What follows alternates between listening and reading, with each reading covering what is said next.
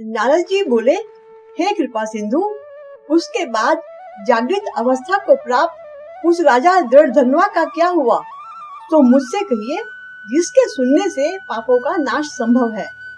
श्री नारायण बोले, अपने पूर्व जन्म के चरित्र को सुनने से आश्चर्य युक्त तथा और सुनने की इच्छा रखने वाले राजा दृढ़धन्वा से वाल्मीकि ऋषि फिर बोले, इस तरह स्त्री के मुख से शीतल वाणी को सुनकर सुदेव शर्मा धैर्य धारण कर हरि भगवान में चित्त लगाता हुआ दीर्घ श्वास लेकर जो होने वाला है वह होगा, यह मन में निश्चय कर पुष्प समिधा आदि के लिए वन को गया। इस प्रकार करते हुए उस सुदेश शर्मा का कितना ही समय बीत गया। एक दिन समिधा, कुश, फल, पुष्प आदि लेने के लिए सुदेव शर्मा वन को गया और वहां जाकर मन से हरि भगवान के चरण कमलों का ध्यान करने लगा। उसी दिन उसका लड़का शुकदेव अपने मित्रों के साथ बावली में प्रवेश कर जल फेंकता हुआ और बार बार हंसता हुआ खेलने लगा। उसने भाग्य से प्रेरित हो अपनी श्वास को रोककर अपने मित्रों को छलने की इच्छा से वहां अथाह जल में गोता लगाया, किंतु उस जल में व्याकुल होकर उससे बाहर निकलने की इच्छा करता हुआ सहसा उस अथाह जल में वह मृत्यु को प्राप्त हो गया। जल से निकलते हुए बालक को न देखकर वे सब मित्र चकित होकर हाहाकार करते हुए बहुत जोर से दौड़े और अत्यंत शोक से ग्रस्त वे बालक उसकी माता गौतमी से जाकर बोले। उन बालकों के अत्यंत अप्रिय वज्रपात के समान वचन को सुनकर पुत्र पे प्रेम करने वाली वह गौतमी तुरंत पृथ्वी पर गिर गई। उसी समय वन से सुदेव शर्मा वापस आया और पुत्र का मरण सुनकर कटे वृक्ष के समान पृथ्वी पर गिर गया। बाद में दोनों ब्राह्मण स्त्री पुरुष उठकर बावली को गए। वहां जाकर मृत पुत्र का आलिंगन कर उसके शरीर को गोद में लेकर सुदेव शर्मा बारंबार पुत्र का मुख चूमने लगा और अपनी गोद में स्थित मृत पुत्र को बार बार देखता हुआ रोता विलाप करता हुआ बोला, पुत्र, मेरे शोक को नाश करने वाले शीतल, सुंदर और शुभ वचन को बोलो। हे वत्स, मेरे मन को प्रसन्न करो। वृद्ध माता पिता को छोड़कर तुम जाने के योग्य नहीं हो।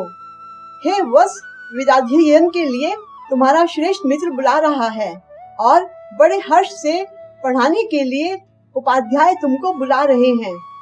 हे पुत्र, शीघ्र उठो। इस समय क्यों सो रहे हो? तुमको छोड़कर घर नहीं जाऊंगा। घर में मेरा क्या काम है? तुम्हारे बिना इस समय मेरा घर शून्य जंगल के समान हो गया है।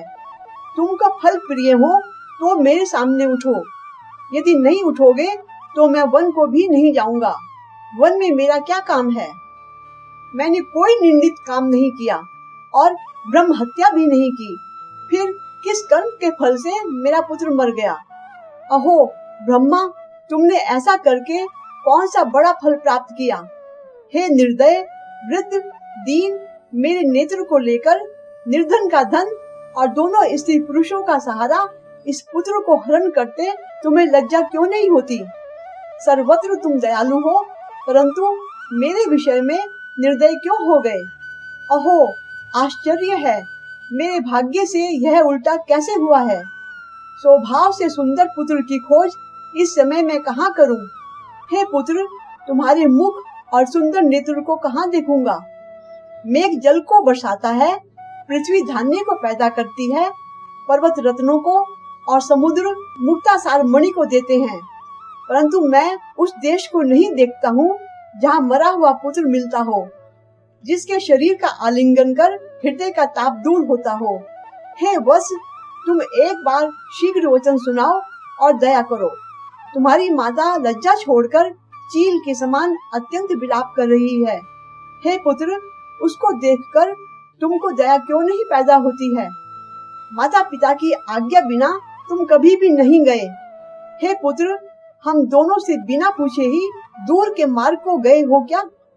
इस समय किसके विद्याध्ययन की उत्तम वाणी को सुनूंगा? हे राजा दशरथ, तुमको हम धन्य मानते हैं, क्योंकि रामचंद्र के वन जाने पर पुत्र के ताप से दग्ध तुम प्राणों को नहीं रख सके, परंतु पुत्र के मर जाने पर भी जीवित रहने वाले मुझको धिक्कार है। हे गोविंद, हे विष्णु, हे यदुनाथ, हे नाथ, पुत्र रूप अग्नि के ताप से संतप्त मेरी रक्षा करो।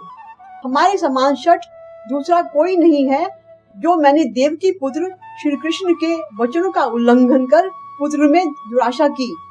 कौन अभागा पुरुष भाग्य में ना रहने वाली वस्तु को प्राप्त कर सकता है। इसके साथ ही पुरुषोत्तम मास का श्री नारायण नारद संवाद दृढ़ धन्वा उपाख्यान सुदेव विलाप नामक सप्तदश अध्याय संपूर्ण होता है।